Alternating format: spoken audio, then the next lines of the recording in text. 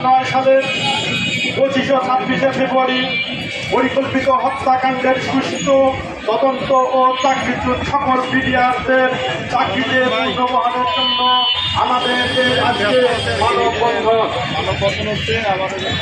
প্রিয় সাংবাদিক বন্ধুগণ, আপনারা নিশ্চয়ই অবগত আছেন 2009 সালের 25 ও 26 ফেব্রুয়ারি 2009 সালে পিলখানা হত্যাকাণ্ডের চাকরিচ্যুত বিডিআর সদস্যগণ তৎকালীন ফ্যাসিস্ট সরকার প্রভু দেশকে সন্তুষ্ট করতে, সেনাবাহিনীর সমর্থন ক্ষুণ্ণ করতে, বাংলাদেশ রাইফেলসকে ধ্বংস করার জন্য প্রতিশোধ স্পৃহা থেকে এবং ক্ষমতাকে সুদীর্ঘ করতে নীল নকশার অংশ হিসাবে সুপরিকল্পিত ষড়যন্ত্রমূলক পিলখানা হত্যাকাণ্ড সংগঠিত করে।